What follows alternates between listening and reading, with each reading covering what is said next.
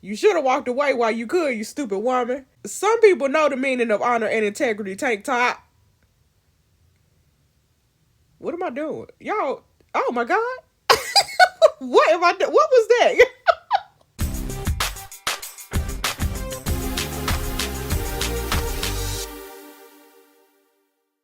What's up, y'all? We back. Episode 11, The Attack. Oh, that rhymed. Got bars. Okay. Y'all remember last time Josh got caught up? Tank Top got caught up. I said, when did this happen? Queen Mara said, just after dinner time. Roxanne goes for a walk after dinner every night, and Josh knew it. Tank Top knew it. I said, that it wasn't Josh. Josh and I were... Josh cuts me off before I can finish that sentence. He said, it was me. I was here last night. Seize me then. I won't resist. With a wicked grin, Royal Guard Charles approaches Royal Guard Josh with his sword and made a deep cut on Josh's leg. What? He said, like I said, I didn't forget the fact that you crossed me. Y'all, I told y'all that Charles was a traitor. I told you. He already said he wouldn't resist what you doing. Why did you hurt him? He said, just making sure he can't run. He is a royal guard after all. Now, there's one more leg to go. No! You rush forward as Charles raises his sword towards Josh. He said, really? Really, girl? You gonna fight me when I'm given a direct order by Her Majesty?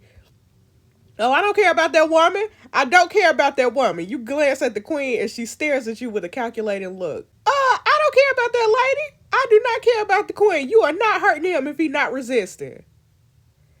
Now take that, Mara. She said, you may be a royal guard, but I'm still your queen, you impertinent woman. This is not about respect, girl. I'll drop kick you. It's about doing what's right. And I'll drop kick you. She said, I'm the queen here. I decide what's right. Charles, make sure Royal Guard Josh cannot escape. He said, of course, your majesty. I ain't moving. Royal Guard Charles tightens his grip on his sword with an arrogant smile on his face. He's underestimating me. He sure is. Or not. I can't really defeat him. I need to disarm him somehow. Josh taught me where to strike before. Oh, I don't remember that, y'all. What? I don't remember that. It's been like a week since I did that episode. Okay. Charles said, oh, let's dance, you little tramp. Okay, y'all, so look, I went back to the suggestions channel and I looked at episode 5 of this series, and Josh told me the shoulders. Josh told me I need to hit Tank Top number 2. I need to hit him in the shoulders. So let's jab his shoulder. Okay, just like Josh taught me, you focus your strength and jab his shoulder. Period. Numbed by your precise attack, Charles lost grip of his sword. He said, I don't need a sword to make you cry, you little wench. Oh, yeah, you do. Yeah, you do. After dropping his sword, Charles clutches his fist with a cocky smile. Josh said, bro, just take me to the dungeon and leave Jess out of this. Charles said, too late, Josh, and I didn't ask for your opinion. You should have walked away while you could, you stupid woman. Some people know the meaning of honor and integrity, tank top. What am I doing? Y'all, oh my God. What am I doing? What was that? Charles's attacks rain down on you. You could barely dodge them all, let alone attacking. He said, you little... Okay, I raised my foot, period. You raise your foot and stomp right on his toes with your heel. He lets out a painful grunt. King Cletus said, enough. Okay. What is this? My royal guards are fighting against each other.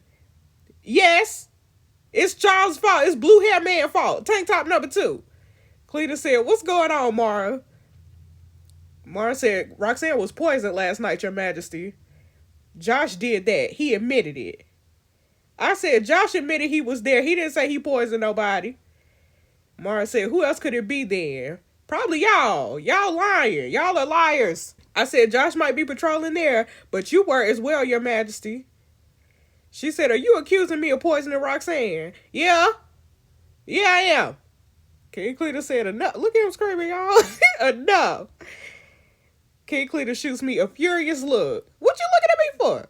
Ever since you came here, I have a new crisis to deal with every day. Can't you just give it a rest for a day? No. No.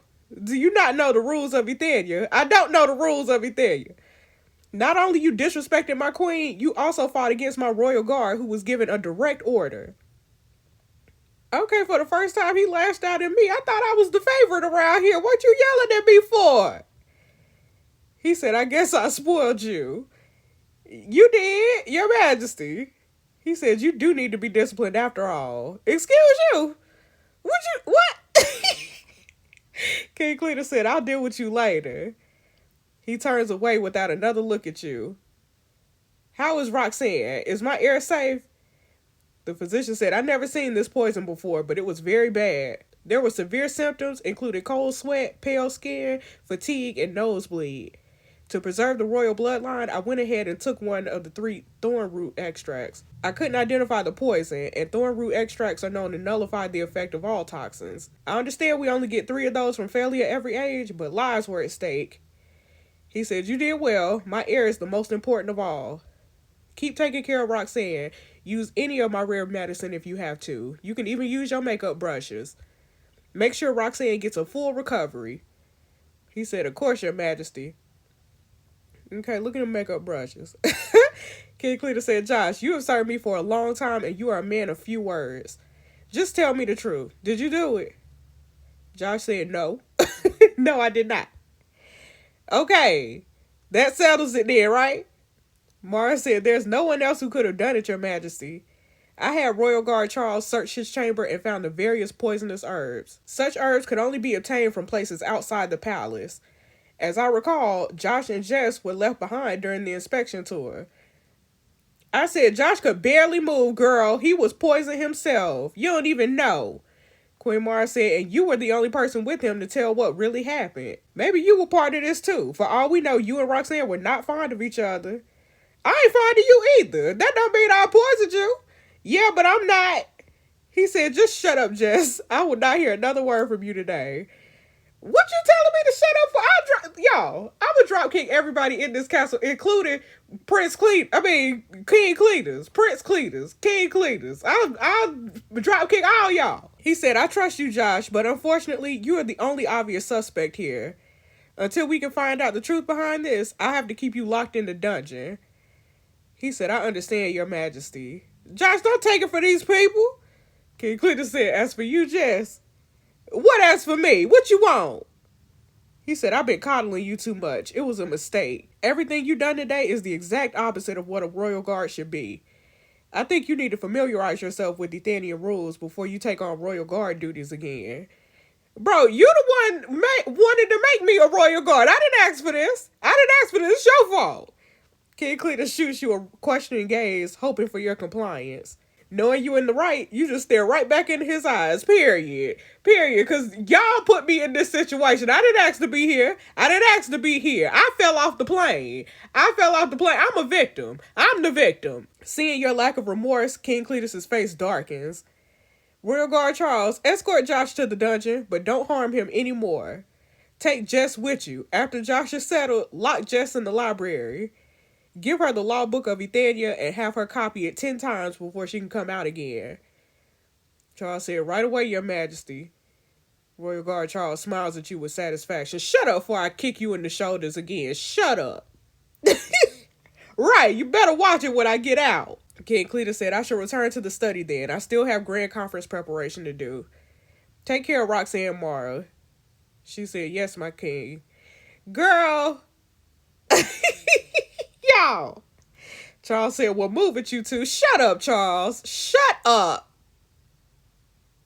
All right, we in the dungeon. I'm going to get you out, Josh. I'm going to get you out, Tank Top. Josh said, just stay out of this. I don't need your help. Yeah, you do. You do need my help, so shut up. Because I'm going to help you. Charles said, you'll join him in here soon enough. I said, I know you're a part of this. Tank Top number 2. I'm going to get to the bottom of it. He said, sure. Good luck with that after your punishment. He said, get moving. Don't you rush me. Charles leads you through the library and shoves you through the doorway. Like His Majesty said, start copying. This door stays locked until you're done. Okay, get out of my face then. Get out. And shut up. All right, y'all. If you were a woman and your husband died, Your landowner in charge could force you to choose another husband within a small amount of time. What kind of stupid rule is that? I can't believe I'm forced to copy this crap. Freaking tyrant. I hope he dies young like all the kings in history. I better start copying before I starve to death in here. Okay. Alright, y'all, here's the king and advisor Arthur. The tribute for this grand conference will be our winter bloom tea leaves. I think Zubia, Harald, and Loderick will be fine with that, but Gregolia, what about them? Gregolia won't take anything that's worth less than half my kingdom. Arthur said, should I search among the commoners for a dark-toned hair woman? Gregolia did ask for concubine Lynette ages ago. If we can find a beautiful woman and give her a title, we can offer her as our tribute. He said, no, Arthur, this is not the Athenian way. What about something out of the relic chamber? Arthur said, we can offer them our moon crystal. Moon crystals are very rare, and we do have a large and perfectly round-shaped moon crystal. The king said, Gregolia is never short of exotic treasures, but that is indeed the best we can offer. That's settled then. Give them our moon crystal. Arthur said, yes, your majesty. Hey, Don. Don said, dinner is ready at the grand dining hall, your majesty. Concubine Solana is still waiting outside the royal quarter. She wishes to speak to you, your majesty. Cletus said, I know why Solana is here. I will not see her. She gonna ask about me. She worried about me because that's my sis. Cletus said, you may go, Arthur. We'll discuss further tomorrow.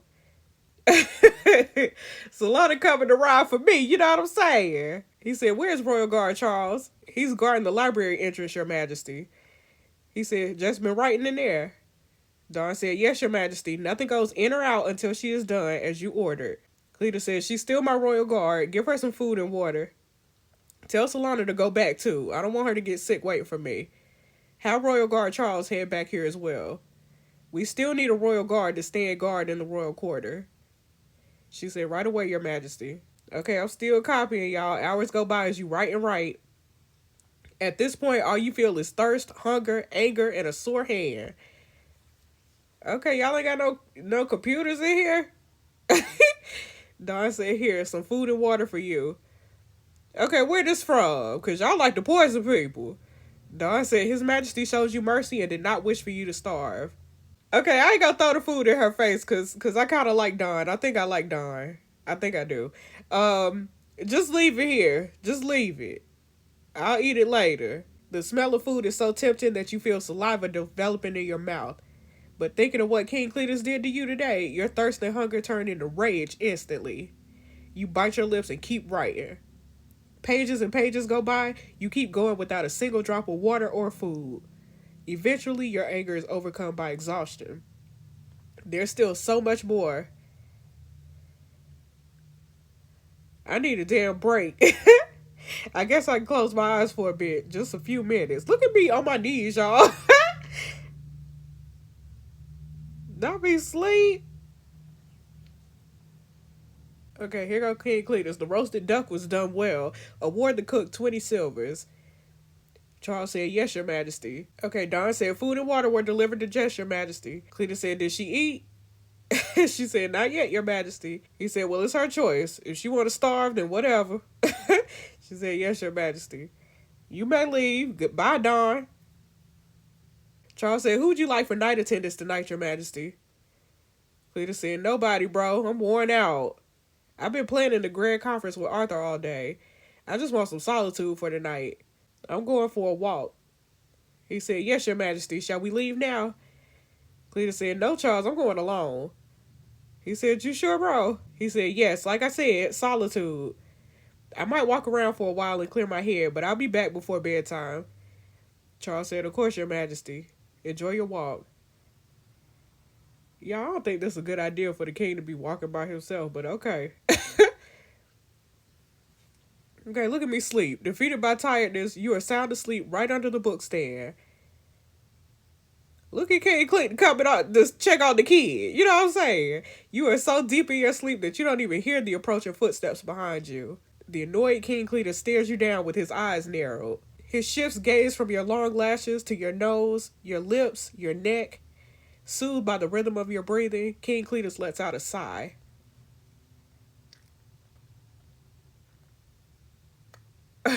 What you doing, King Cletus?